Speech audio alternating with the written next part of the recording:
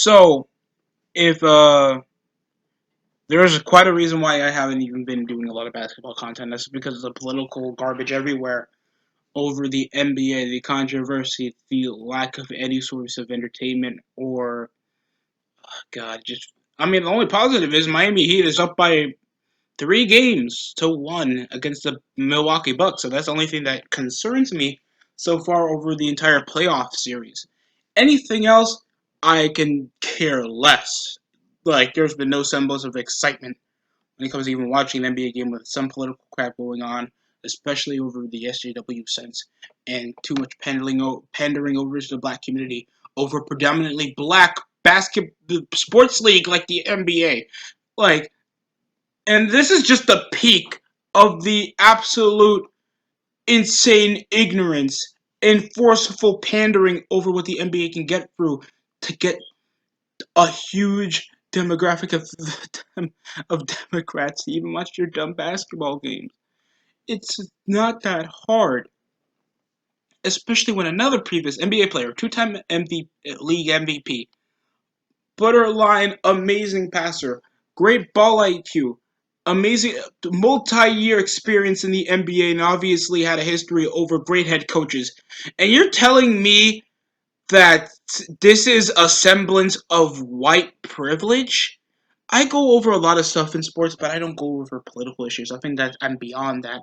I don't like going over stuff like that. But if this is coming from a journalist over personal racial bias, over a man that is not going over anything dumb, and he had a great introduction over to why Steve Nash is hired, over his prestige in the league, his great respect over most players, and the sign of an injury-prone 7 foot tall Nigerian high schooler that hasn't even played a lick of Brooklyn Nets basketball, and a retard that thinks the earth is flat for some apparent reason, should obviously be overzealous and condemn a previous basketball player head coach when it obviously works for people like Doc Rivers that haven't even licked the conference finals since he was with the Celtics. Of freaking Steve Kerr that has coached an NBA championship team for the last half decade. The Warriors defied most of the 2010s. Tyronn Lue that had the 2016 Cavs carried by LeBron James. And they expect him to be a prolific head coach when most of his plays consider meteoric at best. No, this has gotten so bad that the ESPN like to dislike ratio goes up to 11 likes to 22k likes. Sorry, I mean 11k likes to 22k likes. But it's determined that not even the fans. I'm black, but I don't like it. I don't think that it has to do with race. Just they went to Steve Nash, in my opinion, and just Steven is racist with racist comments periods. Now who's bringing up race? The NBA have been considering race for a while, getting in political issues over a local crime problem, and over the George Floyd issue. It's it's fine. That's a tough call, but I don't think that was off racial profiling. And over the social pandering, political pandering that the NBA have been trying to force feed us over all this time. They're still going to sell us like Nike shit that says Black Lives Matter on it, or whatever Jahibas garbage, because these assholes still got to make money. So they so there's just retards playing basketball. Just shut up. Just shut up and go lick the taint of China or something. There's nothing journalistic about what in the hell Stephen A. just said there. And most of the comments are agreeing. This has nothing to do with Steve Nash. It doesn't make Steve Nash privileged all because of his race. It's great that a lot of black men have coaching jobs freaking Magic Johnson had a major power role for the Los Angeles Lakers that are one of the biggest NBA franchises in the NBA. And over a majority of sports leagues either have leaders in the black. Literally, the entire league is predominantly black. Where is this coming from? That because there has to be more coaches that are black in the NBA considers the NBA or college leagues to be less racist. It's not. Freaking NCAA is freaking freaking financially corrupt. So is the NBA, and they're politically corrupt. And over their social pandering, over diminishing numbers, nobody wants to watch their garbage. Because you plaster NBA Black Lives Matter over predominantly black sport like NBA basketball in your garbage league. That doesn't get people watching. That gets me disgusted. Because it treats us like a freaking pity party. And over a Hall of Fame point guard having a coaching position should be the least of the issue. Over what we had and what he can bring over to this Nets team that haven't even licked the conference finals since the early 2000s, it shouldn't be up for discussion over no racial issues that Steve Nash had that should ever be in his mouth. Even most journalists, even the biggest retard of TNT basket NBA out of Charles Barkley comes around even defacing, even though I didn't agree with some points of his opinion over there has to be a lot more black coaches. Just get good coaches. It's great that they're African American, but that doesn't define them as head coach. That defines them as some sort of tokenization. And I don't like that. That's uncomfortable for me.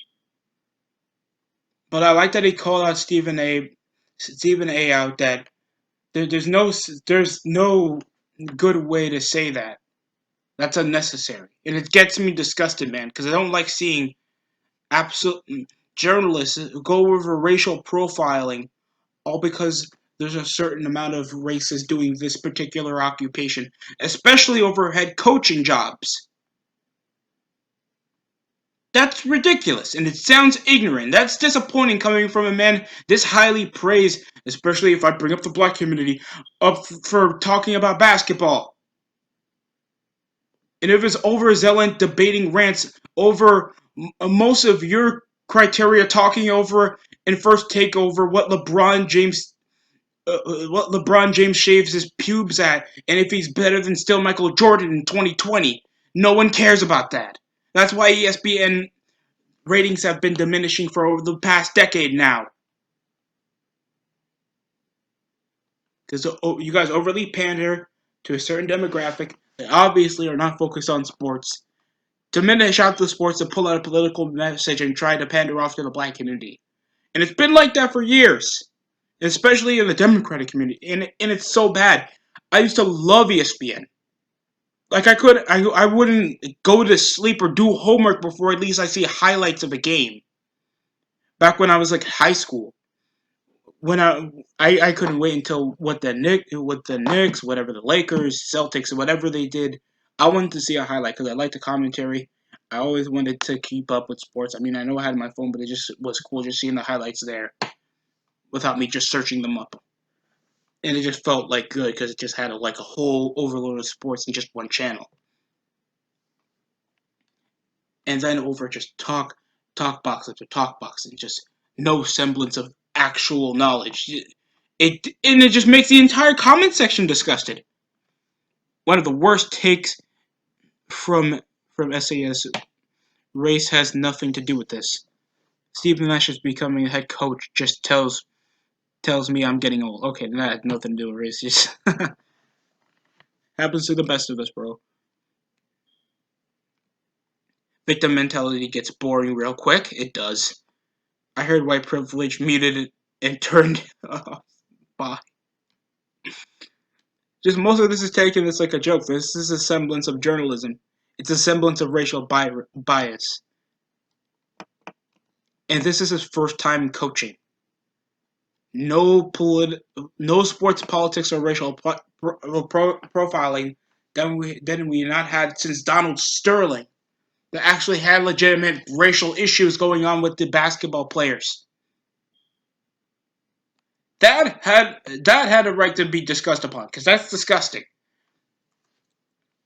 Steve Nash had no issue with that. He obviously has great respect over most of the basketball world.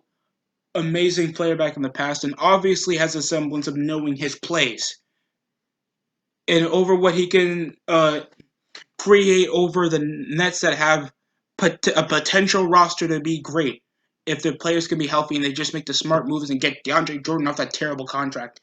Uh, they could be one of the best basketball teams that we've heard in a while. And sure, Nash probably won't be the best move, but hopefully he does something to at least impact the team in a positive light. Probably there will be much more negatives than positives, but hopefully the positive will weigh them. That's what I'm expecting. I can't wait for Steve Nash to coach the team.